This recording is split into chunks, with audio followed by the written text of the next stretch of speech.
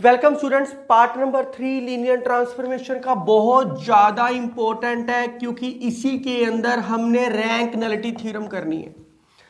Students, linear transformation के जितने भी पार्ट्स हैं उसमें पार्ट नंबर 3 और जो नेक्स्ट पार्ट है पार्ट नंबर 4 जो इसी के बेस पे क्वेश्चंस आएंगे बहुत ज़्यादा इंपॉर्टेंट है। तो रेंज स्पेस ये डेफिनेशन क्लियर होएगी तभी कॉन्सेप्ट समझ आएगा। रेंज स्पेस क्या है? अगर कोई लीनियर ट्रांसफॉर्मेशन है, रेंज आप रेंज पढ़ के आए हो, डोमेन रेंज आपको मैं थोड़ा सा याद दिला दूं, आप ये करके आए हो, कोई फंक्शन लगता था 1 2 3 ए बी सी, तो इसको बोलते थे डोमेन, इसको बोलते थे कोडोमेन, और जिन एलिमेंट को अप्रोच करता था इनको बोलते थे आप रेंज। तो अब यहां टी लगा रहा हूं तो ट्रांसफॉर्मेशन लग गई, तो रेंज स्पेस क्या हो गया? इसको डिनोट करते हैं आर टी से करना है आर टी से कर लो, टीवी से करना है टीवी से कर लो। अगर कोई एलिमेंट वी को बिलोंग करता है, वही एलिमेंट है ना। टू, अगर मैं ये वी मान लूं और ये डब्ल्यू मान लूं, कोई टू एलिमेंट वी को बिलोंग करता है, इसके कोरस्पोंडिंग टू के कोरस्पोंडिंग क्या आएगा? T two. अभी करके आ जाओ छोटी क्लासों में, अगर ये कोई फंक्शन था, ये कोई फंक्शन था, ये एक्स था, इसके कोरस्पोंडिंग इसको एफ एक्स लिख के आए हो, एक्स के कोरस्पोंडिंग एफ एक्स लिख के आए हो, वैसे ही टू के कोरस्पोंडिंग एफ टी टू आएगा। इसको अगर ये अप्रोच कर रहा है तो इसको हम बोल देंगे रेंज, मतलब कि image under V using transformation is called a range. तो टी वी ट्रांसफॉर्मेशन लगाओ, हर एलिमेंट पे ट्रांसफॉर्मेशन लगाओ, जो ट्रांसफॉर्मेशन लग रही है उसको हम रेंज बोलते हैं। इसको ऐसे भी लिख सकते हैं, image of V under T. V की इमेज ट्रांसफॉर्मेशन के अंडर। डोमेन को कई टीचर्स प्री इमेज भी बोल देते हैं, और कोडोमेन का एक नाम हो रहा है इमेज।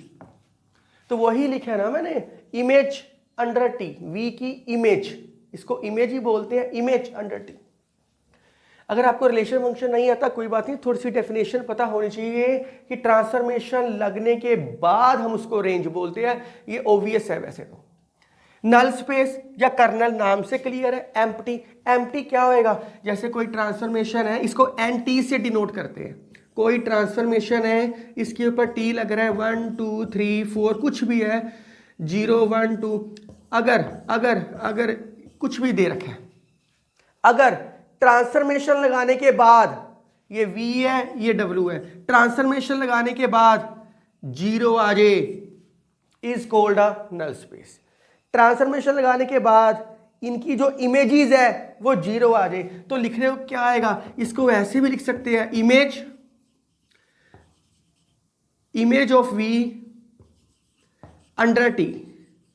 वो लाइन तो यही तक थी, पर image of V under T is 0। अगर वो 0 आ जाए तो हम उसको बोलते हैं नल स्पेस, वो चीज होएगी नल स्पेस। तो रेंज स्पेस और नल स्पेस की डेफिनेशन आसान थी। इसी के साथ आता है डायमेंशन। अगर मैं डायमेंशन लिख दूं रेंज की, डायमेंशन का मतलब होता है number of elements in A set, कितने एलिमेंट्स हैं। डायमेंशन की बात का मतलब है कि मैं बेसिस की बात करूंगा, हमेशा भी थ्योरम करवाऊंगा, जहां डायमेंशन लिखूंगा वहां मैं बेसिस की बात करूंगा। तो डायमेंशन ऑफ रेंज की क्या हो? इसका नाम दे दिया रैंक ऑफ टी। कई टीचर इसको वी टी बी लिख देते हैं। अगर रेंज की मैं डायमेंशन निकाल दूं तो उसका नाम रैंक है। नल स्पेस की डायमेंशन निकाल दूं, डायमेंशन ऑफ नल स्पेस, तो इसका नाम होएगा नलिटी। इसको रो टी से लिखते हैं, लिखना लिखो नहीं लिखना ना लिखो, इसको वी टी से लिखते हैं नलिटी। तो रेंज स्पेस को आर टी से लिखना है, नल स्पेस को एन टी से लिखना है। इसकी डायमेंशन निकालोगे वो रैंक बनेगा, इसकी डायमेंशन निकालोगे तो वो नलिटी बनेगा।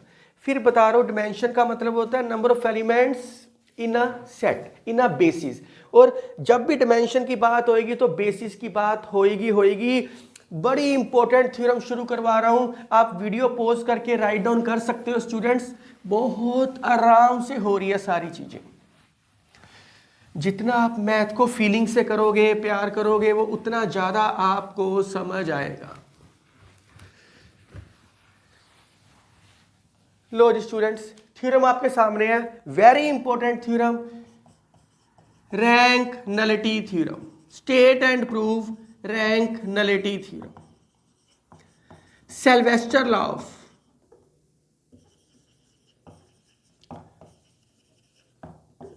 ऑफ नलिटी, ये भी नाम होता है इसका, सिल्वेस्टर लॉ ऑफ नलिटी। ये थ्योरम है, कहता अगर V कोई फाइनाइट डिमेंशनल है, V और W कोई वेक्टर स्पेस है, तो प्रूव करके दिखाओ। प्रूव करना है, लिखा हुआ है सामने वैसे, rank of T plus nullity T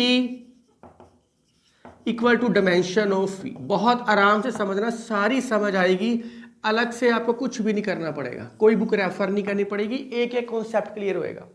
ये थ्योरम प्रूव कराने के लिए एक छोटा सा रिजल्ट पता होना चाहिए। पहले मैं लिख देता हूँ रिजल्ट, फिर थ्योरम शुरू करते हैं। ये आपको रिजल्ट या रिमार्क पता होना चाहिए। अगर T V से W B लीनियर ट्रांसफॉर्मेशन है, देन मतलब ये होता है, उसके बाद N T is a subspace of, N T is a subspace of V। Null space V का सबस्पेस होएगा, T is a subspace of W। N T V का होएगा, RT W का होएगा। तो ये एज ए रिजल्ट पता होना चाहिए था, सिर्फ मैंने एक रिजल्ट बताया आपको, क्योंकि अब ये यूज होएगा थ्योरम में, एंटी यूज होएगा, तो इसका प्रूफ नहीं करना होता कि इसके भी प्रूफ करने बैठ जाओ, अंडरस्टूड है कि सबस्पेस होएगा। अब कहानी बहुत ध्यान से, इसमें सबसे छोटी चीज क्या है, नलिटी है, क्योंकि नलिटी की इमेजेस क्या आ रही है, 0। हमने हमेशा छोटी चीज लेके चलनी है। इसमें सबसे छोटी चीज क्या है, नलिटी। नलिटी को तो ये भी लिख सकते हैं, डायमेंशन ऑफ एंटी। रैंक को क्या लिख सकते हैं, डायमेंशन ऑफ RT। तो सारी कहानी कहां से शुरू हो रही है, एंटी से शुरू हो रही है। तो बहुत ध्यान से देखना, सिंस मैं छोटी चीज लेके चल रहा हूं, since anti is a subspace of V, ये मैंने अभी आपको रिजल्ट बताया है, subspace of V, and V is a finite dimensional. Given है स्टेटमेंट में कि V फाइनाइट डिमेंशनल दे रखा है हमें, V फाइनाइट डिमेंशनल है, कुछ भी लेट कर लो, dimension of V equal to n, dimension of V equal to n। Students ये आपको तब समझ आएगा चैप्टर बहुत अच्छे तरीके से, अगर थोड़ा सा वेक्टर स्पेस आपको अच्छे तरीके से आता है, तो अपने आप समझ आना शुरू हो जाएगा सारा। अगर डायमेंशन Vn है और ये फाइनाइट डायमेंशनल है, तो एंटी क्या है, एंटी क्या है, सबस्पेस किसका है, V का है subspace, therefore anti is also finite dimensional. बड़ी आसान थ्योरम है, बहुत आसान तरीके से कराऊंगा। आल्सो फाइनाइट डायमेंशनल, अगर ये भी फाइनाइट डायमेंशनल है, कुछ भी लेट कर लो, से एंटी को से B1 एलिमेंट्स लेट करने हैं, V1 V2 VP, कुछ भी लेट कर लो, B a basis of anti. अगर ये एंटी फाइनाइट डायमेंशनल है, इसकी फाइनाइट डायमेंशन है, तो इसकी कोई ना कोई बेसिस तो होएगी ना। डायमेंशन का मतलब है कि बेसिस आएगा ही आएगा, तो मैंने इसकी बेसिस लेट कर ली, फाइनाइट है, P लेट कर ली, डेट इज से कर लिया, लिख लो यहाँ, that is dimension of, D capital लिख रहा हूँ बार बार मैं, dimension of N T is equal to P, और P किससे छोटा है, N से छोटा है, लिख लो P less than equal to N, क्योंकि ये इसका सबसेट था, सबस्पेस था, तो इसकी डायमेंशन N हुई। बड़े आराम से यहाँ तक पहुँच गए कि डायमेंशन ऑफ एंटी किसके इक्वल आ गया, P के इक्वल आ गया, और इसकी डायमेंशन क्या होगी, V1 से लेके VPV तक। अगर इसको नलिटी लिखना है, डायमेंशन ऑफ एंटी को नलिटी लिखना है, नलिटी भी लिख सकते हैं इसके अंदर। अब देखो आप, ये क्या है, ये किसकी डिमेंशन है, एंटी की है, तो by definition of N T, by definition of null space या एंटी, नल स्पेस की डेफिनेशन क्या होती है? जो भी एलिमेंट होएगा उसकी इमेजेस क्या होएगी? जीरो होएगी। ये डेफिनेशन बोलती है। अगर थ्योरम को बहुत आराम से करोगे ना तभी समझ आएगी स्टूडेंट्स। अगर आप इसको काला माला करने की कोशिश करोगे तो कभी भी समझ नहीं आएगी। जीरो नंबर 1 बड़े आराम से हो रही है थ्योरम। तो डेफिनेशन क्या होती है नल स्पेस की? जितनी भी इमेजेस है वो सारी जीरो के इक्वल होगी। ये डेफिनेशन है नल स्पेस की, ये जुड़ी हुई है सारी की सारी थ्योरम आपस में। अगर ये इमेजेस जीरो है, अब बहुत ध्यान से देखो, B1 इसकी तो ले ली, रैंक की हम ले नहीं सकते, डायमेंशन हमें दे रखी है, n दे रखी है, तो मैं एक्सटेंशन थ्योरम तो की है ना कि मैं इसकी डायमेंशन को एक्सटेंड कर सकता हूं। तो by extension theorem B1 can be extended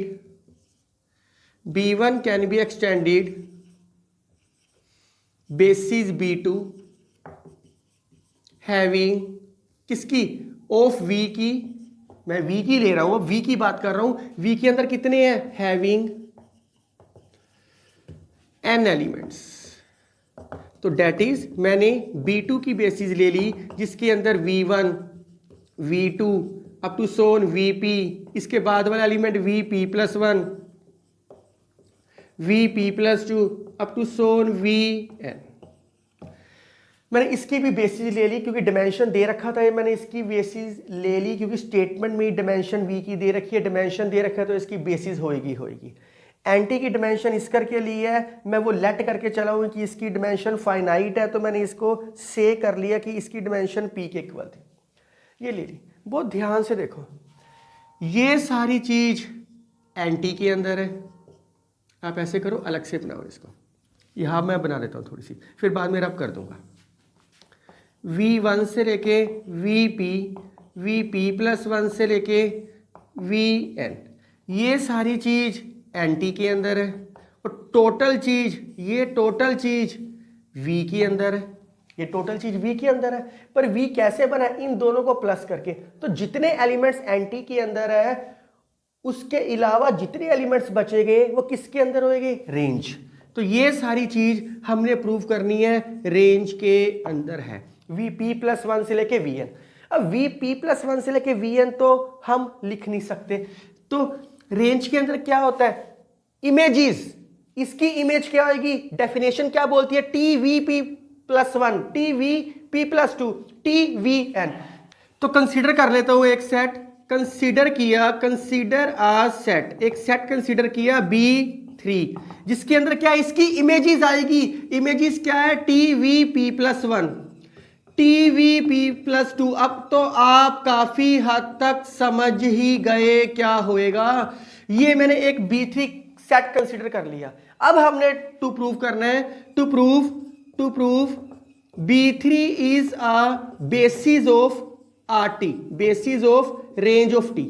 basis prove करना है रेंज। अगर बेसिस प्रूव होएगा तभी तो इसकी डिमेंशन फाइंड आउट होएगी। तो मैंने अब ये प्रूव करना है कि B3 इसकी बेसिस है। बेसिस कैसे प्रूव होती है? लीनियरली इंडिपेंडेंट करना पड़ता है और लीनियर स्पैन करना पड़ता है, बस। उसके बाद थ्योरम खत्म है, सारी की सारी थ्योरम खत्म हो जाएगी उसके बाद। तो आपको बेसिस प्रूव कैसे करना पड़ेगा? B3 is linearly independent prove करना है आपने। दूसरा, LB3 is equal to RT। ये कैसे प्रूव होएगा? ये प्रूव होएगा LB3 सबसेट प्रूव करना पड़ेगा RT का, और RT सबसेट प्रूव करना पड़ेगा LB3 का। ये प्रूव करना है। अगर ये दो कंडीशन प्रूव हो जाए, बेसिस प्रूव हो जाएगी, बेसिस प्रूव हो जाएगी, डायमेंशन लिख लेंगे, हैंस प्रूव्ड। तो मैं रिपीट कर रहा हूं, पूरी थ्योरम में सबसे पहले मैंने छोटी चीज लेके चला, एंटी लेके चला। एंटी में फाइनाइट डायमेंशनल करके एलिमेंट सेलेक्ट किए, एलिमेंट सेलेक्ट करने के बाद इसकी डेफिनेशन लगा दी, इसका काम खत्म हो गया। नलिटी खत्म करने के बाद डायमेंशन की तरफ गया, इस नलिटी को एक्सटेंड करके मैंने डायमेंशन की लिख दी क्योंकि ये बेसिस दे रखा है स्टेटमेंट में। एक्सटेंशन थ्योरम बोलती है B1 can be extended to form a basis B2 of V having, जितने एलिमेंट्स थे n एलिमेंट्स थे, मैंने n एलिमेंट्स लिख लिए। अब कहानी कहाँ की रुक गई? रैंक पे। दोनों में से माइनस करके जितने एलिमेंट्स बच गए उसकी इमेजेस, क्योंकि रेंज की डेफिनेशन बोलती है कि उसकी इमेजेस होनी चाहिए, मैंने उसकी इमेजेस लिख दी टी के साथ। अब ये प्रूव करना है कि B3 बेसिस है रेंज की, दो पार्ट्स प्रूव करने हैं, तो बहुत आसान है। अब तो आप थ्योरम खुद कर सकते हो, कोई मुश्किल काम नहीं है, बड़े आराम से होगी, स्टार्टिंग होगी बहुत आराम से। थोड़ी लेंथी जरूर दिख रही है आपको, पर है नहीं, इतनी टफ नहीं है। B3 is linearly independent. इसको लीनियरली इंडिपेंडेंट कैसे प्रूव करना पड़ेगा? कंसीडर, स्केलर सारे जीरो कर रहे हैं ना, consider alpha p+1 T V p+1, alpha p+2 T V p+2, ये सारे के सारे लेट कर लिए, alpha n T V N, ये सारा जीरो लिख लिया। यहाँ क्या लिखोगे? यहाँ क्या लिखना पसंद करोगे? By definition for all alpha i's belongs to field, हमें स्केलर लेने हैं, फील्ड ले लिया। ये लिखने के बाद क्या मैं इसको लिख सकता हूँ? T alpha p+1 V p+1, अंदर ले गया, T alpha p+2 V p+2, ऐसे करते करते T alpha N V N, ये सारा मैं लिख लिया। फिर मैं कंबाइंड कर देता हूँ टी। आप सोचोगे सर ये सारी चीज आप क्यों लिख रहे हो ऐसे? अभी आपको समझ आएगी कि मैं इसको ऐसे क्यों लिख रहा हूँ। p+2 up to so on alpha N V N equal to 0, ये मैं क्यों लिख सका? By definition of linear transformation. वो क्या करवाई है? T of alpha V plus beta W, यही करवाई है ना, alpha of T V beta of T W, यही डेफिनेशन करवाई है मैंने आपको, डेफिनेशन ऑफ लीनियर ट्रांसफॉर्मेशन। तो जब मैं अल्फा को बाहर निकाल सकता हूं तो अंदर भी तो लेके जा सकता हूं, मैं अंदर ले गया। अगर किसी की ट्रांसफॉर्मेशन 0 के इक्वल आ जाए तो इसका मतलब क्या है? Alpha p+1 V p+1, alpha p+2 V p+2 up to so on alpha N V N, किसको बिलोंग करेगा? एंटी को, by definition of null space. Null space की डेफिनेशन है अगर ट्रांसफॉर्मेशन 0 के इक्वल है तो वो जो एलिमेंट है एंटी को बिलोंग करता है, यही डेफिनेशन मैंने लिखवाई हुई है आपको। सो अब इस सारे को नाम दे दो कोई भी, से कर लो V, V belongs to anti, which implies where V is equal to alpha p+1 V p+1। ये मैंने क्यों लिखा? इतनी बड़ी चीज बार बार लिखनी पड़नी थी तो मैंने एक नाम दे दिया छोटा सा V belongs to anti है, and B1 is the basis of, किसकी है B1 बेसिस? एंटी की है। तो इसका मतलब है V एंटी को बिलोंग करता है और एंटी की बेसिस क्या है? V1 है। तो V can be expressed as linear combination of the elements of B1। Definition लगा दो, therefore V is equal to linear combination लिख रहे हैं तो क्या आएगा? β1 ले लो, क्योंकि अल्फा मैं ले चुका हूं V1, β2 V2 up to so on beta P V P, where for all beta i's belongs to field. हमें क्या करना है? जैसे लिख दो, V की वैल्यू पुट कर दो यहाँ, तो V की वैल्यू क्या है? Alpha p+1। मैंने सिर्फ इसलिए लिखा था क्योंकि इतनी बड़ी चीज बार बार कौन लिखता, तो मैंने इसलिए इसको V नाम दिया था। बस अब लीनियर कॉम्बिनेशन लिख दिया, अप्रूव हो गया। V1 β2 V2 up to so on beta P V P. सारी चीजों को एक साइड पे ले जाओ तो क्या आ गया? β1 V1 β2 V2 up to so on beta P V P alpha p+1 V p+1 up to so on alpha N V N equal to 0। ये माइनस, चलो ऐसे करो, यहीं पे माइनस लिख दो सारा, ये सारा माइनस लिख दो, क्योंकि वहां जाके कल्ला कली चीज माइनस के इक्वल आएगी। ये V1 से लेके Vn, ये एलिमेंट किसके हैं? ये सारे के सारे एलिमेंट्स हैं B2 के, और B2 क्या है? बेसिस किसकी? V की। तो बस खत्म हो गया थ्योरम, बस खत्म हो गया। अब तो काफी हद तक खत्म हो गई है। तो यहां मैं लिख सकता हूं, since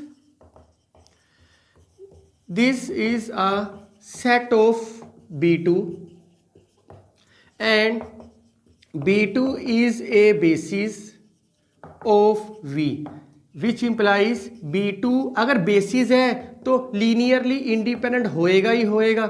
B2 is a linear independent of V। अगर लीनियर इंडिपेंडेंट है देयरफॉर जितने भी स्केलर्स हैं ये सारे के सारे जीरो के इक्वल होएंगे। जितने भी स्केलर्स हैं ये सारे के सारे जीरो के इक्वल होएंगे। अगर ये सारे के सारे जीरो के इक्वल है, जितने स्केलर जीरो के इक्वल है सारे जीरो इक्वल कर दिए। पर हमें कौन से चाहिए थे?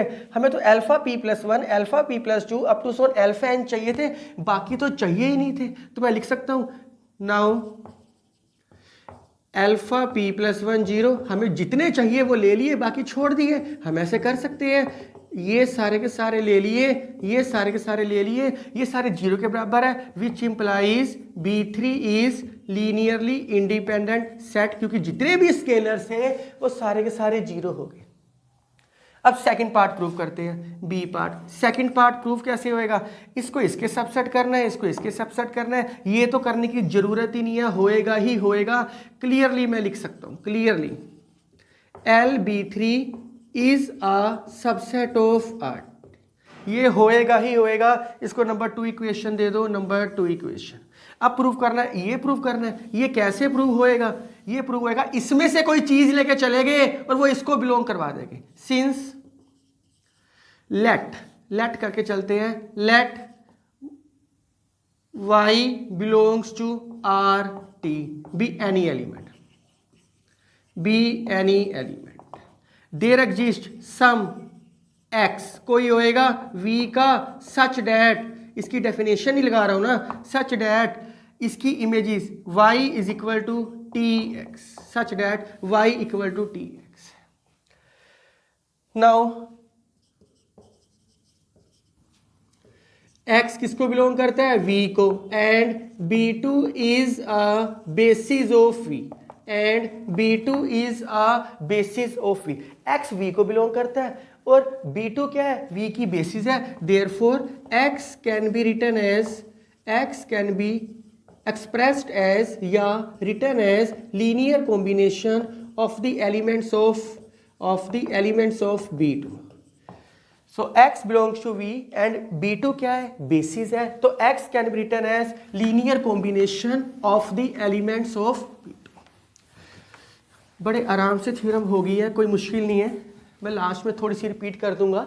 अगर ये B2 की है, x can be written as linear combination है B2 का, तो देयरफॉर x कैसे लिख सकते हैं? अल्फा बीटा मैं ले चुका हूं, गामा 1 V1, गामा 2 V2, बीच में p जरूर लेना क्योंकि p पे ये ब्रेक दे रखे हैं। VP gamma p+1 VP+1 up to so on gamma n VN for all gamma i's field को बिलोंग करता है, स्केलर से। जिस बच्चे को कन्फ्यूजन है वो I1 to N बार बार लिखना करो। अब यहाँ क्या है? रेंज के मतलब क्या होता है? ट्रांसफॉर्मेशन T लगाना होता है। T लगा दो इसके ऊपर। Taking transformation both side, taking transformation both side, खत्म हो गया बस। टेकिंग ट्रांसफॉर्मेशन बोथ साइड, जब इसकी ट्रांसफॉर्मेशन लगाएंगे Tx gamma 1 V1, gamma 2 V2, gamma p Vp, gamma p+1 Vp+1, तो ये सारी की सारी चीज क्या होगी? Gamma n Vn। Tx किसके इक्वल आया था? Tx y के इक्वल आया था, तो मैंने इसको y मान लिया। जितने स्केलर्स हैं मैं इसको ऐसे लिख ही सकता हूं, कोई फर्क नहीं पड़ता क्योंकि ये लीनियर ट्रांसफॉर्मेशन गिवन है स्टेटमेंट में। Gamma p TVP, gamma p+1 transformation of, अलग अलग ट्रांसफॉर्मेशन की है और कुछ भी नहीं किया। गामा n TVN, तो मैं क्या लिखूंगा? Bye definition of linear transformation. मेरी कोशिश है स्टूडेंट्स मैं आपको हर चीज का रीजन दूं ताकि आपको प्रॉब्लम ही ना आए कि ये स्टेप कहाँ से आया, कहानी आपस में जुड़ी हुई लगे।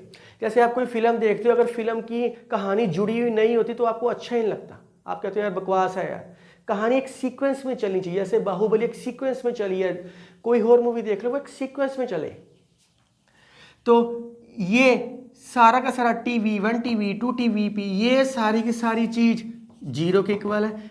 Gamma 1 0, gamma 2 0, up to so on gamma P 0, बाकी सारी चीज वैसे के वैसे ही लिख दो।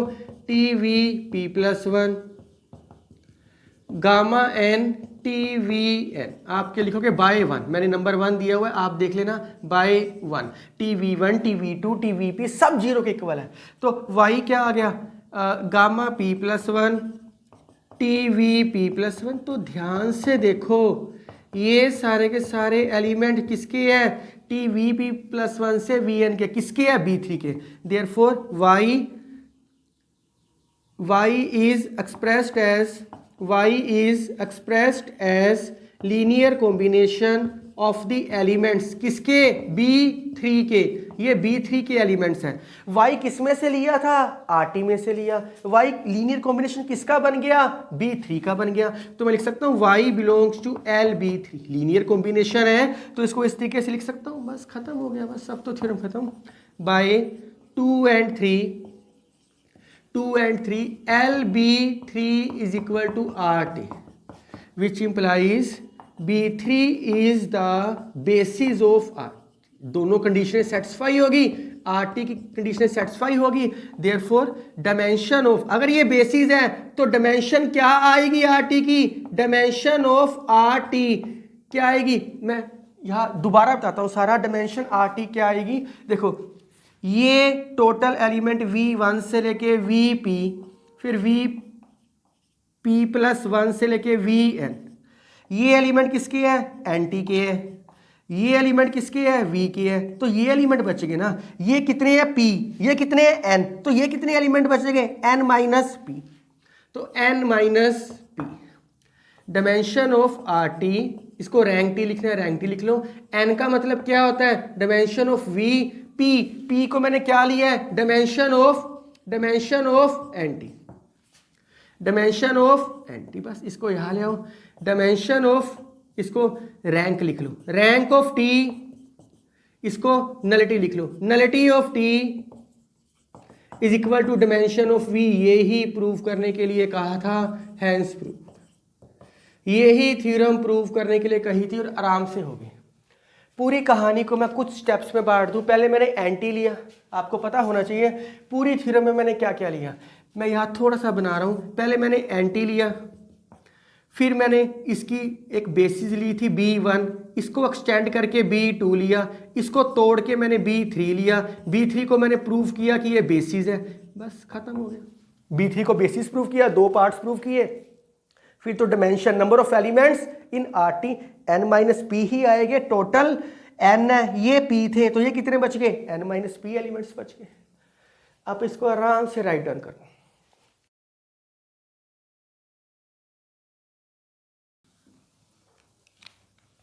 स्टूडेंट्स एक छोटी सी डेफिनेशन है, इसी में बता रहा हूं, इनवेरिएंट सबस्पेस। जो वेरी करने का अपना तरीका क्या है कि कोई ट्रांसफॉर्मेशन है TV से V और U कोई सबस्पेस है V का, U कोई सबस्पेस है V का, अगर इसमें से कोई एलिमेंट लो और उसकी इमेज भी अपने आप में बिलोंग कर जाए।